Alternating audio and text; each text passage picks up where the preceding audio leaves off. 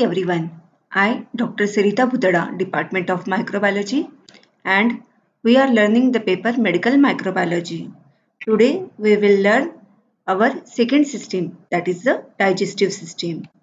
So here in the digestive system, the structures are divided into the two groups. The first one is the gastrointestinal tract and the another is the accessory digestive organs. The gastrointestinal tract, the pathway from the mouth to the anus. Most organs of the gastrointestinal tract are protected by the peritoneum. And the accessory digestive organs, the organs involved in the grinding food or providing digestive secretions. Then the functions of the gastrointestinal system. So the main functions of the digestive systems are the ingestion, digestion, absorption and the excretion of the waste products. So here first we will discuss about the brief anatomy and the physiology, diseases, pathogens and the symptoms of the gastrointestinal system. So here we know that this is divided into the mainly two parts. The gastrointestinal tract, in that it digests the food, absorbs nutrients and water into the blood and eliminates the waste. So here it includes the mouth, pharynx, esophagus, stomach, small intestine, large intestine, rectum and the anus. Whereas the accessory structures of the gastrointestinal system, that includes the teeth, tongue, salivary glands, liver, gallbladder, pancreas. And the normal microbiota of the digestive system, in that the parts include the esophagus, stomach and the duodenum. These regions are almost free of the microbes, and the peristalsis and the rapid transport of food helps prevent the microbial colonizations, whereas the tongue, teeth, jejunum, ileum, colon and the rectum, in that there is a viridans streptococci are most prevalent in this region. The next part of this system is the lower small intestine and the colon. And there is a microbiota. Here are the microbial antagonists. And the mucous membrane prevents the entry of the microbes into the bloodstream. So this is the information about the normal microbiota of the digestive system. But here the question is arise how the microorganisms enters in the digestive system and cause the diseases. So here the transmissions of the microbes which is carried out through the food and the water. The presence of the microorganisms in the food, water, vegetables or the uncooked food. So in that the microorganisms, they can easily ingest in our body when we consume the food. As well as the microorganisms, they also produce the toxins. So when we are consuming the food and the water, that times the microbes or their toxins easily get entered in our system and they may cause the disease. So here first we will discuss about the bacterial diseases of the digestive system. So the first disease, that is the bacteria mainly responsible for the dental caries, and the causative agent is the Streptococcus mutans. So here this microorganism first accumulate, and after the accumulations of that they localize acid productions by the bacteria forming hole in the tooth. Then the second disease, that is a periodontal disease. In that mainly the organisms Porphyromonas species, these are responsible for the causing the disease. And here the presence of the bacterial plaque initiates inflammatory response that destroy bone and the tissues. The another diseases, that is the mainly the Staphylococcus species or the Staphylococcus aureus, which is responsible for the food poisoning. These organisms produces the toxin which is called as the exotoxin, and due to this toxin it mainly responsible for the causing the disease, and the symptoms of the disease is the nausea, vomiting and the diarrhea. The another disease, that is the shigellosis, which is mainly caused by the Shigella species. So the bacteria, these are shed in the human feces. Ingested, they invade and multiply in the intestinal epithelial cells, and the infection spreads to the neighboring cells. They also mainly responsible for the damage the tissues and cause the dysentery. The another disease is the salmonellosis. The salmonellosis caused by the Salmonella enterica, in that the bacterial inhabitants of the animal intestinal tracts contaminate the foods. When ingested, they invade and multiply in the intestinal epithelial cells. They do not invade the neighboring cells but can enter the bloodstream, and due to this they cause the nausea and the diarrhea. The another disease is the typhoid fever. The causative agent Salmonella typhi, in that the typhoid pathogens is shed in human feces. The incubation period near about 2 weeks, and the symptoms include the high fever, disseminated infection, significant mortality rate. The another bacterial diseases, that is a cholera. Causative agent is the Vibrio cholerae, and this Vibrio cholerae produces the exotoxin and cause the diarrhea. And due to this diarrhea, there is a loss of the large amount of the water as well as the electrolytes, and there is a no invasion of the tissues. The another disease is the Vibrio gastroenteritis.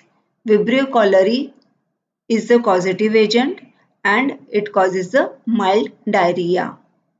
The Vibrio parahemolyticus gastroenteritis, the causative agent Vibrio parahemolyticus. It also produces the exotoxin and causes the cholera-like diarrhea, and it is generally milder. The another species of the Vibrio, this is also responsible for the gastroenteritis. The causative agent is the Vibrio vulnificus. It is very dangerous for the people suffering from the liver disease. Then after that, the E. coli species, which is mainly responsible for the enterotoxigenic gastroenteritis, enteroinvasive gastroenteritis or the enterohemorrhagic gastroenteritis. So here this E. coli species mainly responsible for the diarrhea. The another species, the Campylobacter gastroenteritis. So the causative agent is the Campylobacter jejuni. These organisms, it is the microaerophilic pathogens which is found in the animal intestinal tract and very common cause of the gastroenteritis. The another disease, that is the Helicobacter peptic ulcer disease. Helicobacter pylori is the causative agent, and this pathogen is adapted to survive in the stomach conditions. The presence leads to the peptic ulcers. The another bacteria, that is the Yersinia enterocolitica. This is mainly responsible for the Yersinia gastroenteritis, and that this pathogen is inhabitant of the intestinal tract of the animals, grows slowly at the refrigerator temperatures, and the symptoms of this disease are the abdominal pain, diarrhea. Usually it's a mild. Then the another organisms, that is the Clostridium perfringens, which is mainly responsible for the gastroenteritis, and it also shows the diarrhea. The Bacillus cereus gastroenteritis, in that the Bacillus cereus is the causative agent, and it also responsible for the diarrhea. In that cases, the symptoms like a nausea and vomiting are appeared, and these also produce the toxins. So these are the bacterial diseases of the digestive system. Then after that we will discuss about the viral diseases of the digestive systems. Mainly the viruses, in that the mumps virus and the hepatitis viruses, or the group of the hepatitis, which is mainly responsible for causing the hepatitis. So here there are the species hepatitis A virus, B, C, D and the E virus. These are mainly responsible for the causing the diseases. So here the mumps is caused due to the mumps virus, and here there is a painful swelling of the parotid glands, whereas the hepatitis A, this is caused by the hepatitis A virus. In that there is a mild disease appeared, mostly there is a malaise and often subclinical. It is mainly responsible due to the fecal oral transmissions, and it shows the low mortality rate. Then after that the another disease, that is the hepatitis B. This is caused by the hepatitis B virus, and this transmitted by the blood and other body fluids, including the sexual activity. The severe disease likely to cause the liver damage. About the 10% of the cases become chronic. The another viral disease, that is the hepatitis C, which is caused by the hepatitis C virus. It is very similar to the hepatitis B. Then the hepatitis D virus, which is caused the hepatitis D, and it shows the very severe liver damage with the high mortality rate. Then after that the another disease hepatitis E, which is caused by the hepatitis E virus. It is also similar to the hepatitis A. The transmission is carried out through the fecal oral route, and the pregnant woman may have the high mortality rate. The another viral disease, that is the viral gastroenteritis, and which is caused by the rotavirus or the caliciviruses or Norwalk viruses, and it is the self-limiting. That means it cure automatically. Then after that we will discuss about the fungal diseases of the digestive system. In that the first is the ergot poisoning, which is caused by the mycotoxin produced by the Calviceps purpurea, and in that when the organisms or the pathogens ingest, then after that it causes the neurological as well as the circulatory problems. The another disease is the aflatoxin poisoning, which is also caused due to the mycotoxin, which is produced by the Aspergillus flavus. This mycotoxin probably contributes to the liver cancer. The another disease, that is the protozoan diseases of the digestive system, and in that the first disease is the giardiasis, which is mainly caused by the Giardia lamblia, and in that it is the protozoan. So here the protozoan adheres to the intestinal wall, and they may inhibit the nutritional absorption and causes the diarrhea.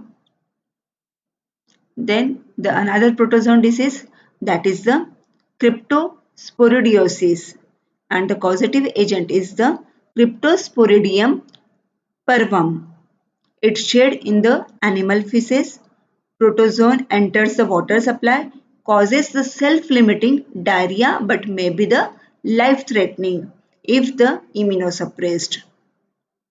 The other disease is the Cyclospora diarrheal infection.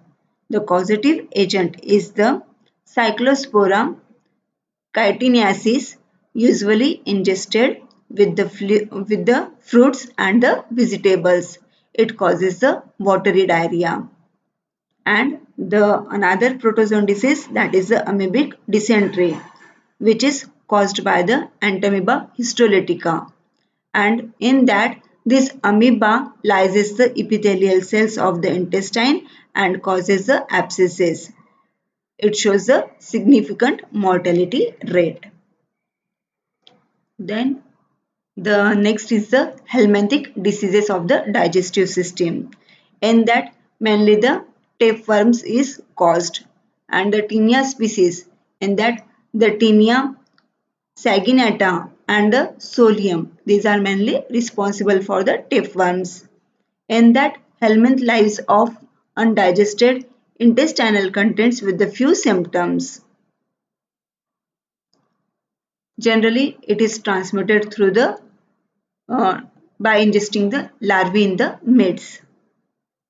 Then the another helminthic disease, that is a hydrated disease, and the responsible causative agent is the Echinococcus granulosus. In that the larvae form in body may be very large and cause the damage transmitted by the ingesting tapeworm eggs. Then the another disease, that is the pinworms. In that the Enterobius vermicularis, that mainly responsible for the itching around the anus. Then the next disease is the hookworms. In that the causative agent is the Naegler americanus. These organisms here, in that mainly the larvae which enter through the skin. The large infections may result in the anemia. The another disease, ascariasis. The ascarias lumbricoids, which is the causative agents, and in that the helminths live off undigested intestinal contents, and these are transmitted by the ingesting eggs from the feces and shows the few symptoms. Trichinosis, the causative agent is the Trichinella spirals, and in that the Trichinella spirals larvae that insist in the striated muscles and ultimate transmitted by the ingestions of the larvae in midst. Usually it also shows the few symptoms, but the large infections may be the fatal. So this is all about the digestive systems, anatomy, physiology, structures, functions and the diseases. Thank you.